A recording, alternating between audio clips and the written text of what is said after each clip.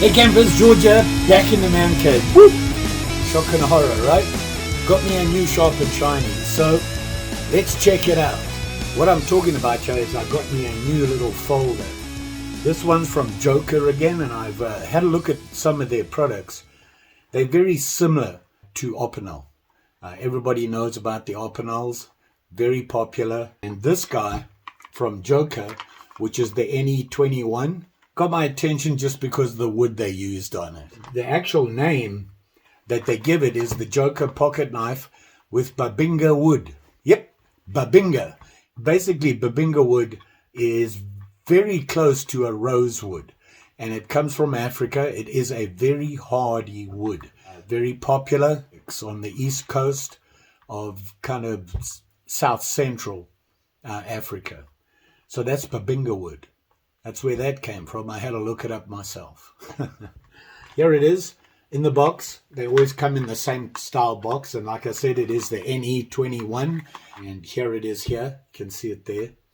And you can see what I mean about the look. All these knives from Europe, cutlery-ware companies, are making knives and forks and spoons and everything for eating and whatever. And this is part of their list of stuff that they have, and it's really for gardening. And a lot of people in Europe carry these around, this style of knife around, like the Opinels, like the Antonini has them. They use them to eat their lunches with, cut fruit, that sort of thing, and for in the garden, for trimming, pruning, that sort of thing.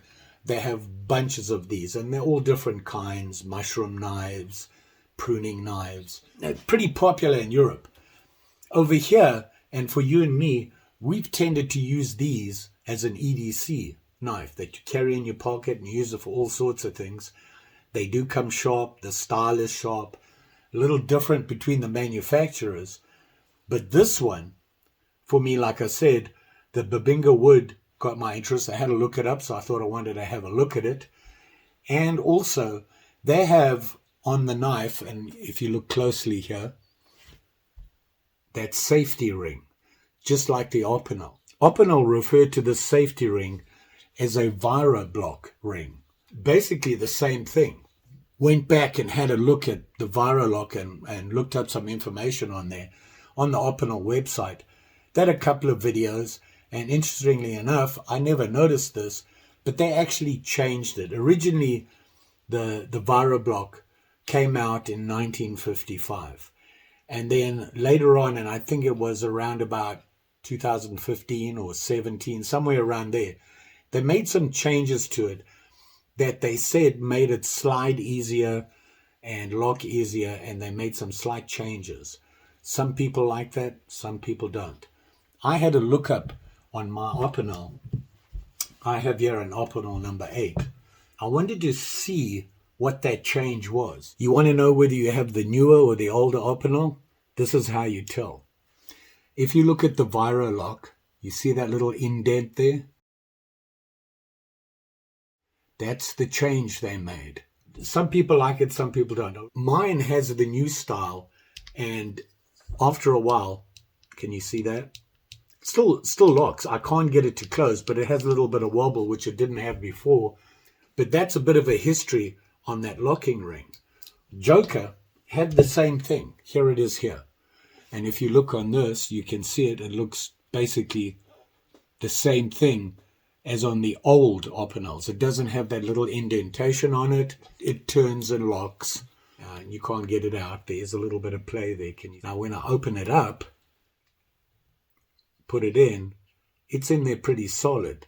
The problem I'm having with Joker is I can turn that ring all the way around. And it has what they call their safety lock ring, which works fine.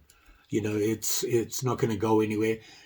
To be honest, I don't think this locking ring, all these locking rings, are as good as the locking mechanism on the Antonini Old Bear, the Old Bear one. And you can see they have this as a lock. And one thing I like about that is it's locked right now. I slide it over 90, I can open it up and then put it back again to lock it. And it locks in there. and it don't move. The nice thing about it, the position that this little notch here is when I hold the knife, I can be even safer with it by putting my thumb on it, which stops it from coming up again and undone. I prefer this lock. Back to Joker again. Here's the Joker. And like I said, they use the safety ring. Other than that, it's a nice looking knife. I do like the blade on this one, and we'll get into that. But here's the wood I was talking about, and this is what they call the Bubinga wood. And it is a pretty wood. You can see it there. Really nice looking wood. Very hard. The handle is a little different. It has that curve up with a little bit of a belly here and this going in. These knives are so small for me, and the work I'm going to do with them is mostly light duty, cutting fruit, that sort of thing. I do carry my Opinel at work. It is the knife that I carry at work, and I use it to cut tubing and things like that. Boxes, salt bags, you name it. I use it for everything. They all keep their edge really nice, and of course the style of sharpening makes them really easy to just clean up the blade again. This one here, you can see on the blade, this is stainless steel, and it says Joker on it. It's Joker, stainless steel, Spain. And of course, you know, Joker comes out of Spain. They're in a town called, I'm going to say Albacete. I think that's how you pronounce it. The blade is kind of a drop point.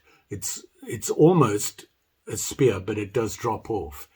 The blade, the grind on the blade here, if you have a look at it, is a flat grind on it. You can see it there. There is literally one grind all the way down. There's not even a slight secondary here. It's almost curves in a little bit on the grind. It does have a flat spine on it. You have your safety ferrule. And it's a nice little knife. Works fine. Works great for me. Let's go through some of the numbers on it, the dimensions and that sort of thing. We'll have a look at that now. But what you're paying for these things, you know, they literally become a throwaway. Most people don't. They keep them forever because they last a long time and they last pretty well. So looking at the blade is stainless steel. They call it an Inox 420 stainless steel. And it has an HRC rating of 52 to 54. If not bad, that's fairly typical. Now looking at the blade, and they do say in the description that it is a drop point. It is a flat grind on it. There is really no secondary grind. If you look at the blade there, it's round. It comes in like that into the actual point of the blade. I don't know if you can see that. Very nice and clean. Blade length is 3 1/4 inches. 3.9 inch handle. The blade width about 0.59 inches. Overall length just over 7 inches. And the weight on the knife is 40 grams total. You have a good looking blade with some nice length on it there, and the handle is well balanced. It feels good in my hand. Very nice little knife. How much did it cost me? Well, that much. Not bad. It's not going to break the bank, and it's about mid-range for all the knives out there, the similar ones, the Opinels. Opinel's getting a little bit more expensive and probably closer to the old Bear. There is another manufacturer out there called MAM, M-A-M, and they're a lot less expensive. However, the quality of the manufacturer is not quite up to these guys. You know, if you're looking for an inexpensive knife that's not going to break the bank if you break it, that's the way to go. How sharp is it? Let's check it out. It slices through there pretty good. Can't complain about that. Fairly clean. A little rough on the edges, but it works. It's kind of a piece of wood. So here's a little stick, and to be honest, I'm not going any thicker than this with one of these. One day I'm actually going to do some real whittling with one of these on a thin stick and make some real delicate whittling. And this is slicing through this piece of wood, which is nice and dry. It's a sharp little knife from the factory, which is pretty typical for these guys. They like to send you a nice sharp knife, what it's designed for, and like I said, gardening, it cuts in there just fine. And you can see that. Makes some nice little cuts on this wood. Round reduction on this little stick. Good practice if you're aware of it. There's a thing called a tri-stick. If you haven't seen my video on that, you might not look at it. Next time you buy yourself a bushcraft knife or something like that, and you want to see how good it is, make yourself a tri-stick with it. If you can do it, it's a good knife. It cleans up just fine. Will it feather?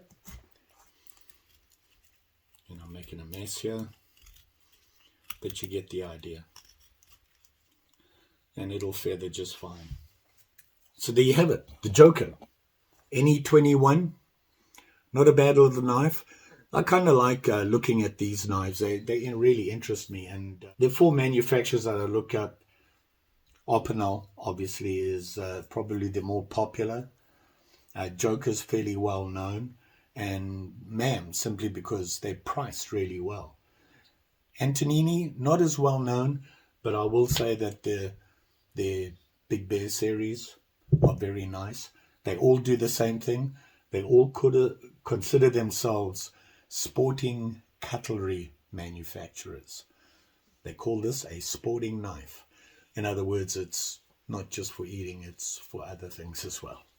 Not a bad little knife. You can see, I like that wood. The Bubinga wood is very nice. So, don't forget now, like, share, subscribe. You know the story. Pretty sure I'll be back again. Probably with another sharp and shiny. One a little bit bigger, I'm hoping. Just had a look online at a knife style that I've seen a lot of and mentions of, but I don't own one, and I want to have a look at it and see how well it works. Seems pretty popular. Thanks for watching, and you all be safe out there, especially with these sharp and shiny things. Just saying. Take care now.